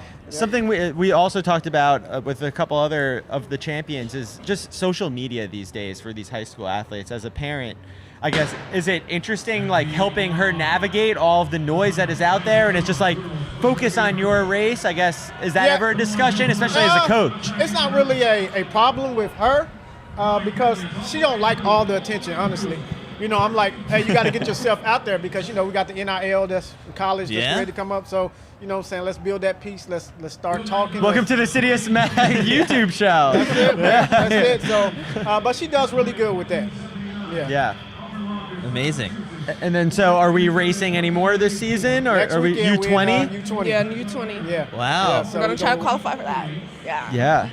What is it? Top 2 or top 3? I think it's top 3. Top 3 make the team. Yeah, so, she's going against freshmen in college and all that. I think she can do it because, honestly, she still haven't been pushed. You know what I'm saying? She haven't been pushed to her limit, and so I think U20s is definitely going to push her to her limit. So, yeah. As a coach and as a dad, how do you instill confidence? I just let her know you're the best out there. It's you against you. You know what I'm saying? Don't worry about the 52 that was behind you. Don't worry about the 2 53s that was in front of you. Be the first off the curve. It's you against you. That's amazing. It's, obviously coaching and parenting a little easier when she's winning a national title. But I guess in the same spirit, how do you, build her back up after a tough race? After a tough race, I just let her know, hey, you win some, you lose some, but you still got to get up and fight and get back up and let them know, hey, I'm still here, so let's go again. That's perfect advice. Yeah. Now, when we're looking at colleges, are we drawing like a small radius around Kansas City, or are we're looking all over the country? Do you want to stay close so Dad can be at all the? I need it to be hot where I'm going. Yeah, I need it to be hot. Yeah, hot, warm all year round, so she can run outside all year round. Because Texas, Florida, anywhere down south, anywhere West Coast rather, they work out all year round, and so they have an advantage, and I want her to experience that. For you, as having gotten her into track, at such a young age, like how far do you want to see this go? You want tickets to Paris? You want tickets to yeah. No pressure. Hey, so when she graduates to start her freshman year in college, it'll be the Olympics, and so I want her to be prepared for that and try to make the Olympic team, and then we'll go from there. Amazing. Yeah. How far did you take your track career? High school, that's it, man. I had a real bad hamstring. I went 10-4. After the 10-4, hamstring pull. The college I was going to go to, the coach had left. So it was just like dead to me. And so, then it came up through her like crazy. I got the chance to spend some time with Arian Knighton last week, and his coach is also someone who only took his high school running up until or his running career up until high school, but then still managed to find that passion and love for the sport to get back involved as a coach. What got you involved as a coach? I just love track and field, bro. Like track and field is like my heart. Like I breathe. I'm always a student of track and field, so I'm continually learning new things, and so. Once it was still in me, I still did it. My first daughter, she hated it, and then my second daughter loved it. So, yeah. So, something that we talk about all the time is the popularity of track and field, and like how can we get more eyes on it? You're passionate about it, you love it, and you see the high school kids, they love it. How do we get more people to make sure that everyone's tuning in to the U.S. Championships next week? We just got to continue to put it out there, continue to let people know that hey, track and field is here to stay. You know what I'm saying? And Zaya is here to stay, and we about to take it to the next level. And so just continue to let people know that track and field is real and out there. And it's more exciting when you have someone to root for. Absolutely, man. Absolutely. How big's the cheer squad going to be in Oregon next weekend? Huh? How big's the cheer squad going to be in Oregon? Ooh, I don't think it's just gonna be me, her mom, and maybe her grandpa from Oakland, California. Nice. That's all you need sometimes. That's You guys can get loud. Right. Absolutely. Have you been out to Eugene before for a race? Yes. Last year at Nike Nationals, it was at Eugene, so I've been out there before. Very cool. What'd you make of the track? Huh? What'd you think of the track? I love the track out there. It's really nice. The Yeah. whole facility in Oregon is really nice. Amazing. Awesome. Well, we're wishing you all the best of luck next Thank weekend. you. Go out there, crush it, but most importantly, have fun with it. And we're excited to see, what else you do over the next couple of years, and hopefully maybe back here again at this meet next year. Absolutely. Thank you. I don't think you're going to be running 52.8 for too much longer. I got a good feeling about next week. Yeah. Thank you. Thanks so much. Thank you. Yeah, Thank you. appreciate it. I love having the parents on. The parents are the best. Yeah. You just see them pacing in the background. Yeah. Did your parents go to a lot of your track meets growing up? Yeah, if it was on the weekend, yes. On like a league meet, they wouldn't. They would just be working. But yeah. Yeah, I don't think my parents ever came to one of my high school track meets. Well, I mean, I was not good. they're going to watch the 25th heat of the 200. Rude. It's true. It's not rude when it's true. I think your parents were at my track meets. Yeah, probably. How big of a track nut were your parents? My parents, they're Kyle nuts, but they weren't track fans previously. Now, especially with the Long Island Mile, now they have personal relationships with everyone in the races. So now they're definitely into track. Yeah. But it's funny, I made the transition in high school. They were obviously at all the races, in college at all the races. And then when I became a pro, they're like, now it's your job. We don't show up at your brother's board meetings and cheer him on. Yeah. It's true. We'll watch the big ones on TV and we'll go to the trials. But that's funny once it's your profession, The nerves that the parents have, it's just I wish we could capture some of those moments, because it's got to be crazy where it's just they're just pacing back and forth. We got to see it, I guess, a little bit with Sean Brosnan during indoors, but that's the coach getting super nervous. But were your coaches like that too? No, my coaches were very good at almost not caring. Okay. You know, like pretending that you don't care at all. Yeah. But then you would see gags at like USA's and it was like, oh, he cares. Like he's all in. But in those early season meets, I think that's also part of being a veteran coach is you don't panic early. Like you've been there before, you know that things are going to go wrong and whatever. And, you know, so you're a little bit, you're staying calm throughout the year. And then at the very end, when it's time, like when they're excited or when they're nervous, that's when you know it's go time. Yeah, I mean, Joe's probably the same way. Like, yeah, he doesn't really cry, but he cried at the Olympic trials when the trip happened, and it like, well, we didn't want to bring that up. I know it like broke my heart seeing him cry like the first week, and then the second week he was happy crying, you know, so I made up for it. But yeah, it's like, you know, they get worked up inside. I feel like that should be a movie or a book or something at some point. He has a book, yeah. Yeah. That's true. I have a little chapter in there, but Oh, that's amazing. How did you bounce back from that? Like, what does that week look like? Or I guess, 5 days or so between? Reading and journaling. Yeah. I had to like Really? not think about it. There was times where I was just telling myself like, Brenda, you're gonna be tired. Like, are you mentally strong to do? And I would just stop like in that moment, and be like, do not do this to yourself. Like, you deserve better. And that's when I just, from then on, like I told myself, I'm not going to feel sorry for myself and I'm going to be nice to myself. And I think that helped. But there was a lot of moments where I was like going down that negative path and I had to like nip it in the butt. At that time, what would you have said your primary event was? The 8. Yeah, right? Yeah, I think the 8. Yeah, but I mean, I also ran a pretty good 15. Yeah, and then obviously, but Yeah. Interesting. Yeah, no, that was a whirlwind of a trials. I can only imagine. Yeah. The trials is special. They're always, it's always drama at the trials for everyone. Yeah. So crazy. All right, so I think we're looking out to see if we can get one or two more guests. We've got the 100-meter hurdles on the track right now. Brenda, part of me also just wants to pull like a random kid. How is everything going with your running right now? Are you getting healthy or? I don't know if I'm it's like, a sore subject right now. No, it's not. And it's not. I can run. I just can't work out. Okay. So I have bursitis. I don't know if athletes ever gotten it removed, but I don't know if that's something that I'm, I just saw a podiatrist in Palo Alto. I think I'm just going to get a second opinion because all he wanted to do was an x-ray, and I think I need to get that MRI. When you can, I've had the injuries as well where it's like you can run easy. And we're actually talking about this last night at dinner, that like for sprinters it's really hard because it's all or nothing. You sprint, but for distance runners, there's a lot of injuries in which you can just run easy, and it feels like purgatory, sort of, right? Oh my goodness, yeah, that's a word. Yeah.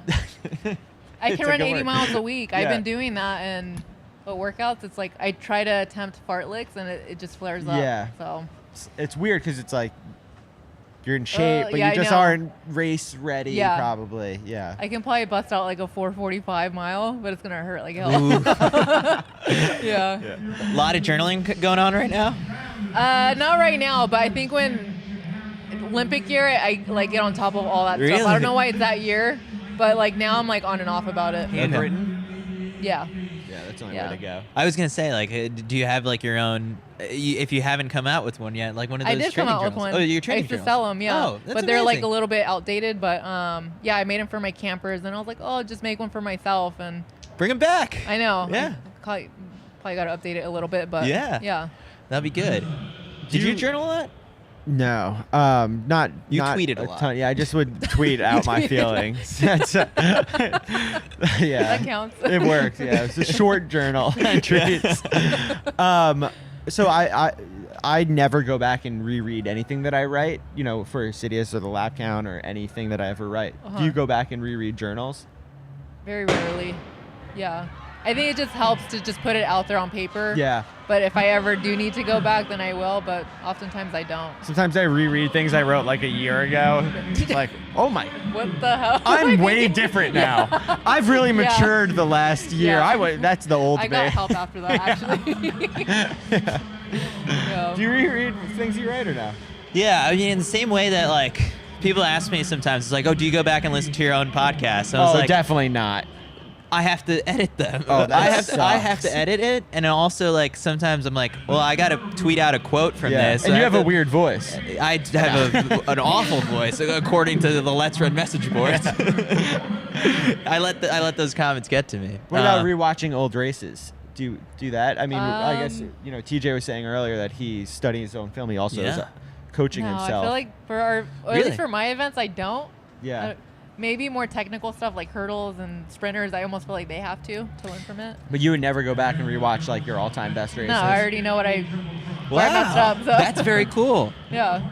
Do you, having raced at the pro level for so long, like, do you pick up on, like, because I always go back to Meb Keflezighi talking about, like, the 2014 Boston Marathon that he won, where it was sort of like he could read Ryan Hall's body language and some of the East African runners' body language that, like, that guy's struggling right now, or, like, I can hear this guy's breathing.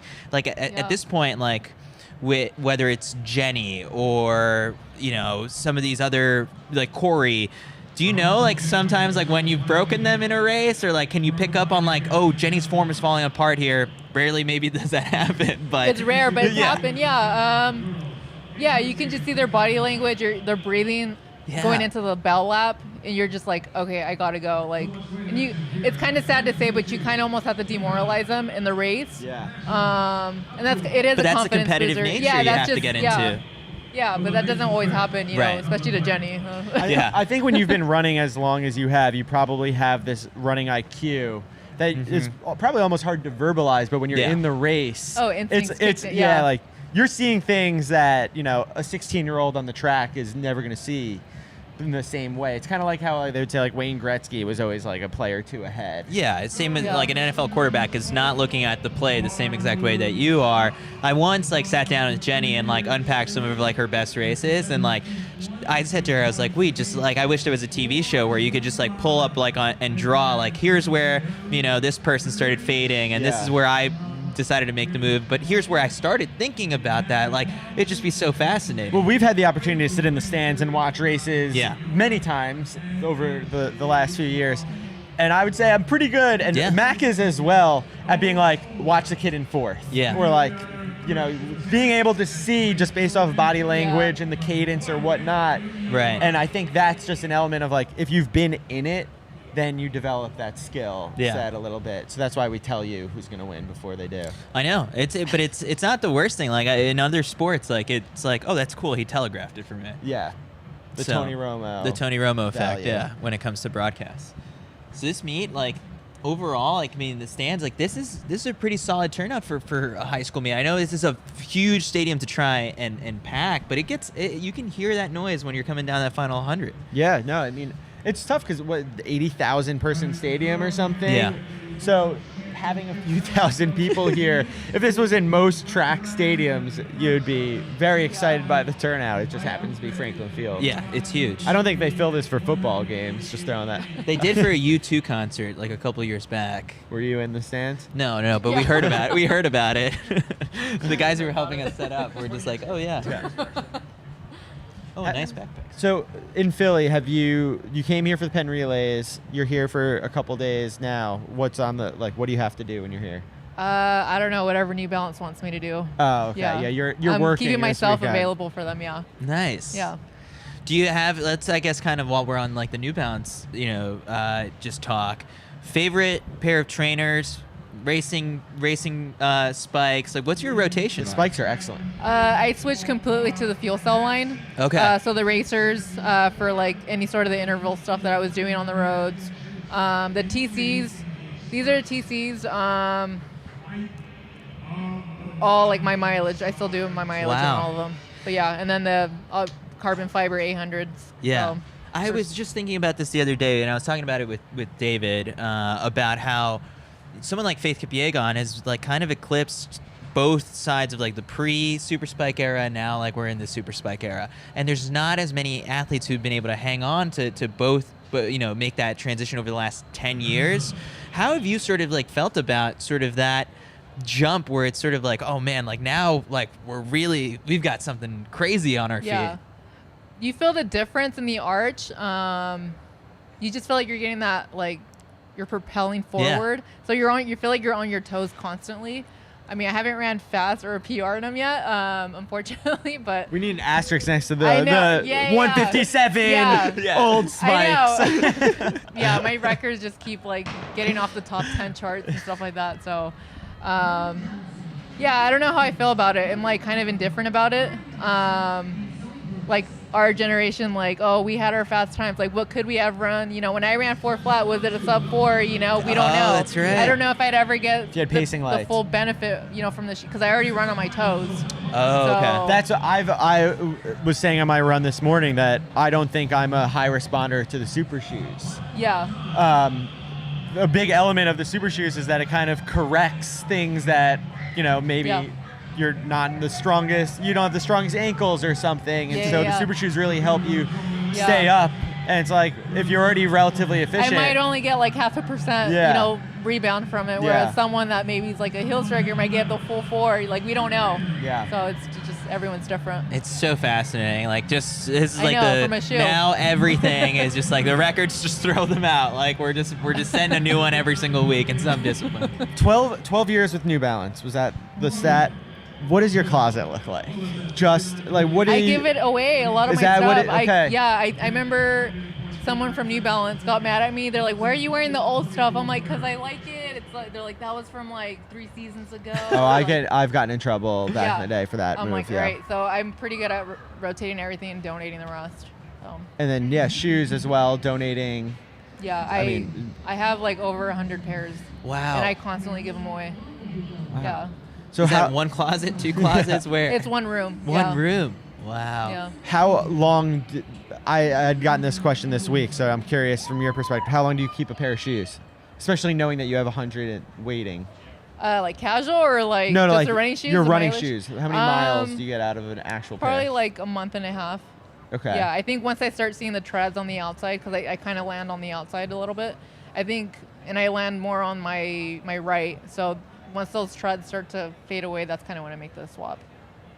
Yeah. Yeah. Some people, I feel like we've got a lot of shoes for those who overpronate and not enough Yeah, for yeah. supinating. Yeah. It's like a very small percentage of the population. It just happens to be all the elite runners. Yeah, there you go. It's not really the market. We're gonna get the 400 champion Judson, the one who paced Cade. Oh, cool. He should be coming in pretty shortly. But so far, like, what have you made of the athletes that we've had on? It's sort of like they're all like the headspace that they're in. It's just sort of, you have to sit here and be in awe. It's like, you guys are so wise for your age. I was such an idiot, and it's no wonder they're all so much faster than me.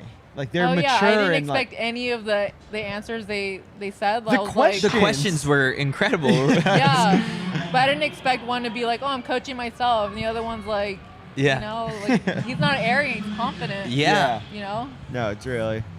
Yeah, it's cool. Did you have who was your high school rival? Because like that's the thing. Mac It's like Fleet. No. there's like no like. That's the thing. It's like no one's like bold enough to say I hate that kid. That's my rival, because they're all like in it together. Who? No. To be a rival. Yeah. Would you have a high school rival? Julian Scheinbaum was a good New York runner, and we had some good clashes. But I didn't have that many races against. Like I didn't have 5 races against any one person. I mean, Mac, you had a couple rivals. I mean, I would say our rivals were on the playground on dice stat. That's where we would do our talking. Yeah.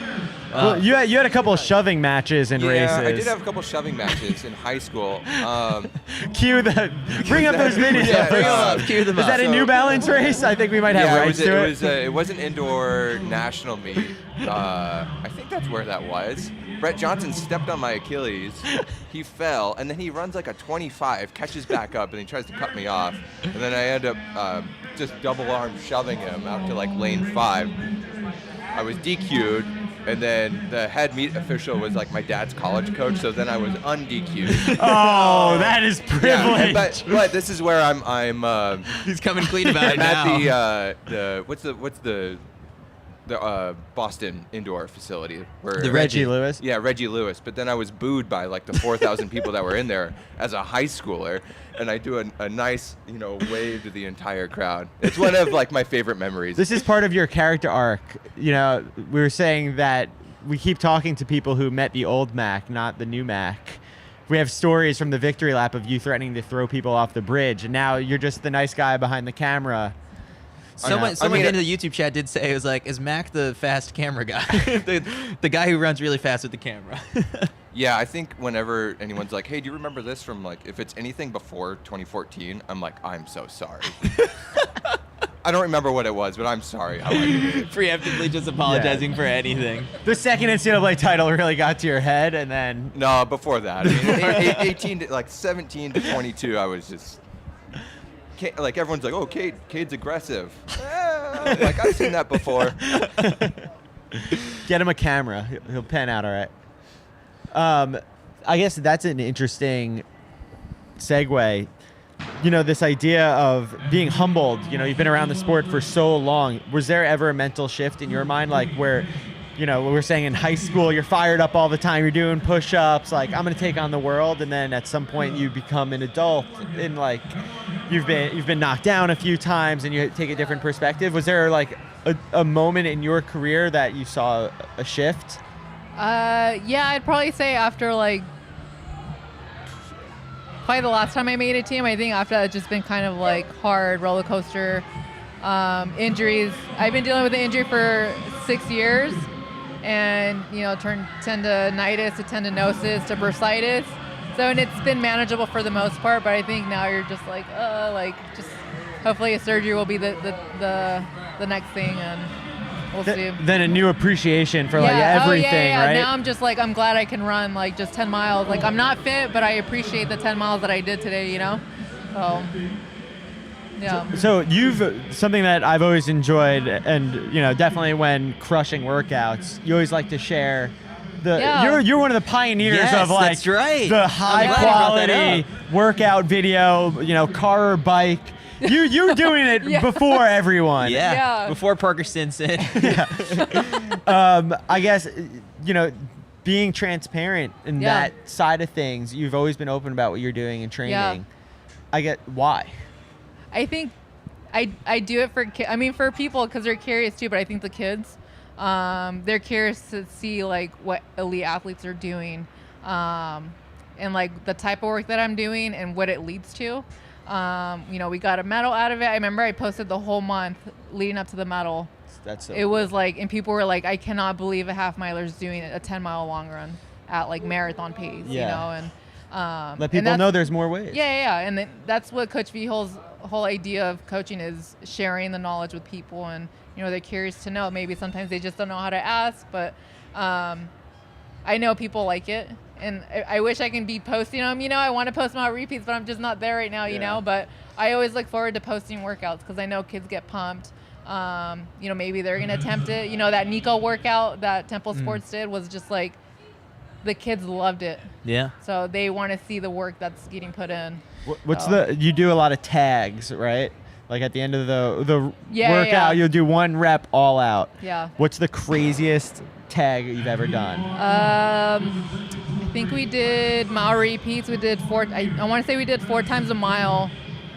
I probably averaged like a little over 450, and then I had like maybe 8-minute Ross, and I split like a 52. Wow. Yeah. Mac is losing. Yeah. I think Mac can do that workout.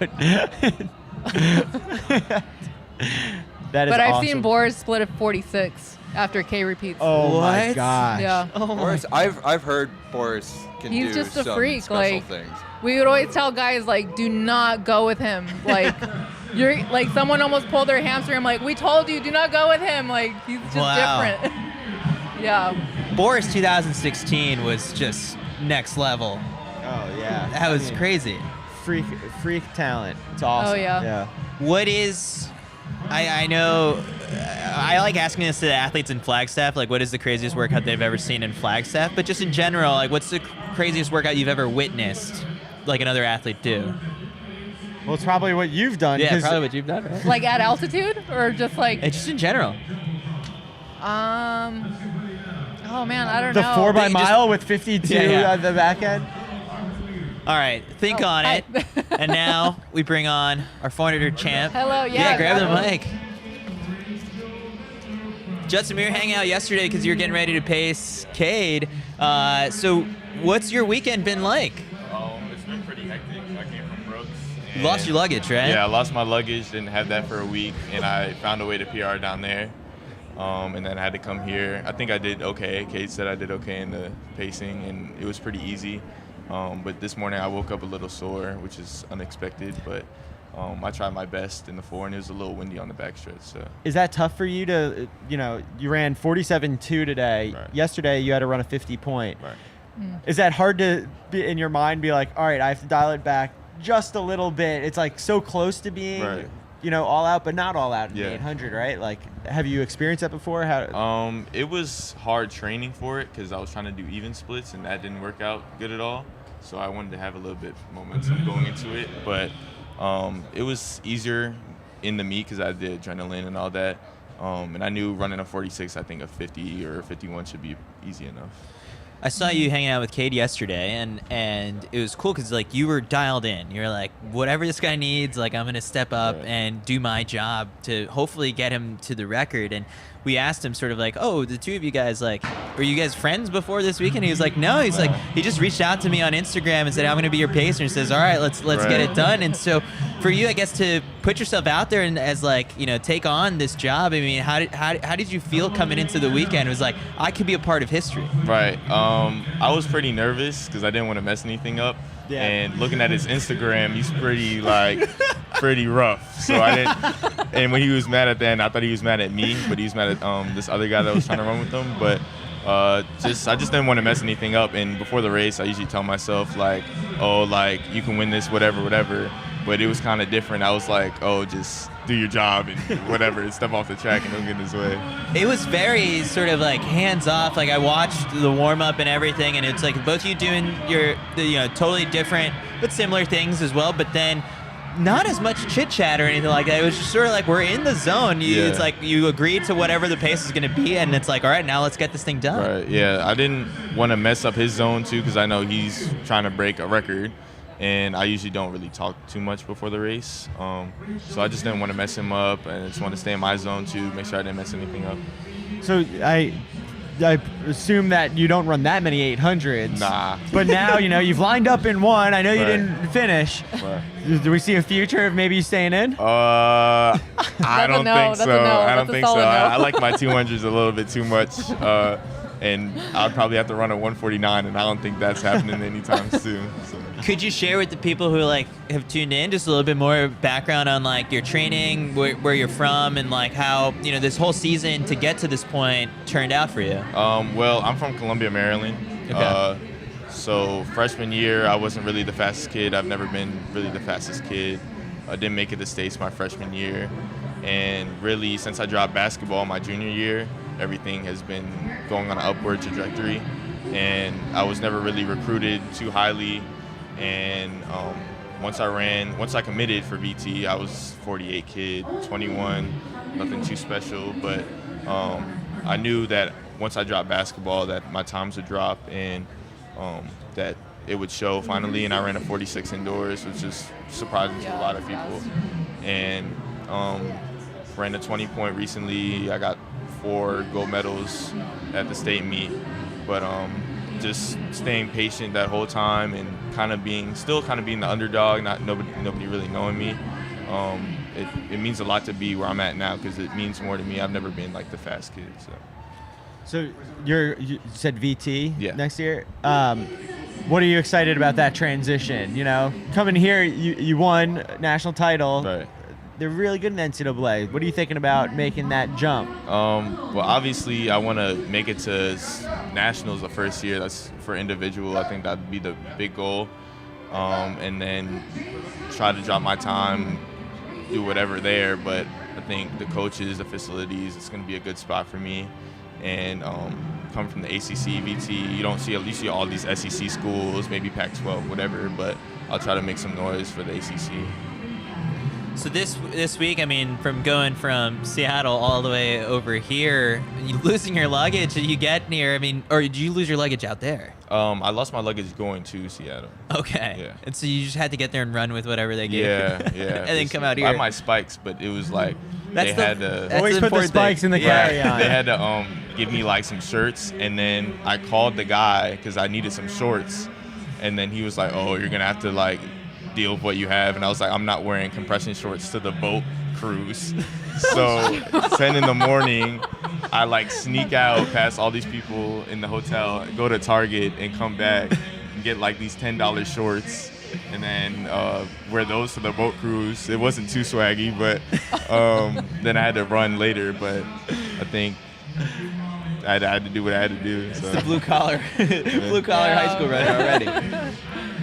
So you're sitting next to an Olympian, a world championship medalist. You know, you have an opportunity to ask her anything, because I assume you want to be in that chair one day yourself. Any questions for her? You know, Brenda, wealth of knowledge here to tap into. Well, okay. Obviously, like after high school, there's like, you have your high school like legends, but sometimes like they'll drop off in college. Like, I don't know what happens, but how would you like keep your momentum going so you don't mess yourself up? I mean, VT is a really good program. I think they're going to be super careful with development. So I think you already made the right decision.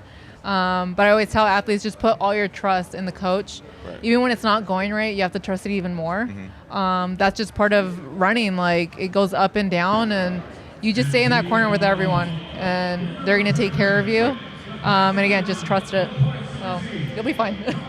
Yeah, I think that's a good point. Like, a lot of, you know, high school seniors have had a relatively easy career. You know, it's very easy to get better every single year as you're growing, you know, and then all of a sudden in college, you might have a year or season where it doesn't go perfectly. Yeah. And it's like, how do you respond to that is kind of the, like, the trademark of who's going to make it and who's not. Although, like, your high school career was disrupted by COVID. Yeah. During the COVID sort of like lockdown period where everyone was just, I mean, you weren't going into school, how much was it track? And at the same time, you were still doing basketball at that time, right? Yeah, I was doing basketball here and there, and then I got hurt before my junior year, so I had to deal with that a little bit. But it kind of like ended my basketball season, so I tried to run indoor.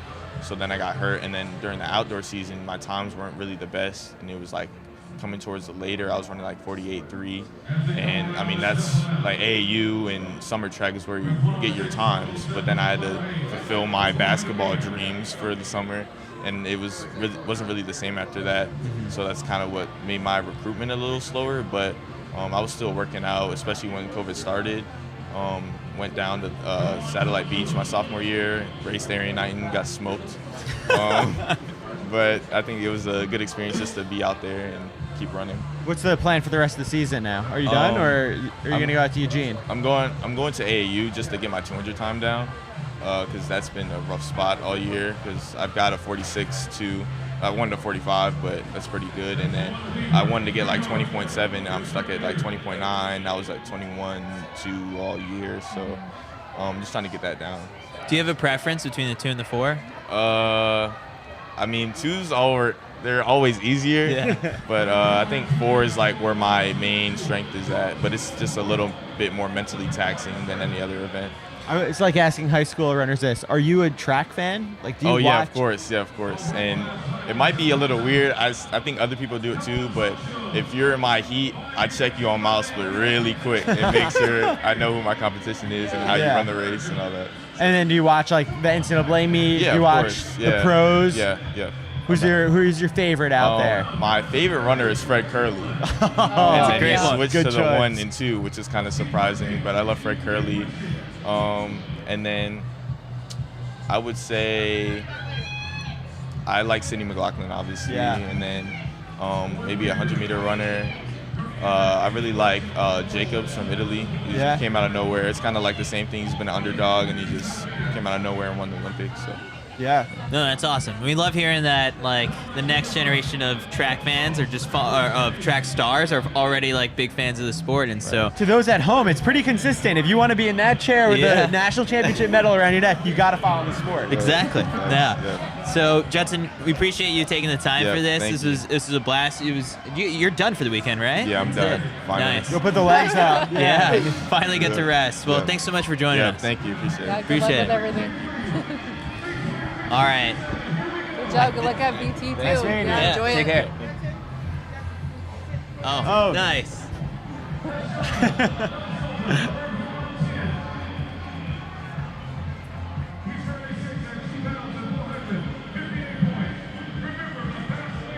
Nice, perfect. For those at home who didn't understand, we just took a picture. Yeah. Should we get Mom on the show? All right. We're coming up on almost 2 hours of doing this, so we're going to wrap it up. We'll be back here again tomorrow at 11 a.m. Right? Always-ish, 11-ish. 11-ish a.m. Thanks to everyone for tuning in for another edition of After the Final Lap. I'm Chris Chavez. Kyle, Brenda, thanks so much for doing this. Thank you. Yeah, This is great. Are you joining us again tomorrow, maybe? I don't know. Tomorrow, I don't know. All right. Gotta ask We'll her. see. We'll figure it out. Thanks so much, everyone, for tuning in. Be sure to subscribe to the channel for more of the best track and field content out on YouTube.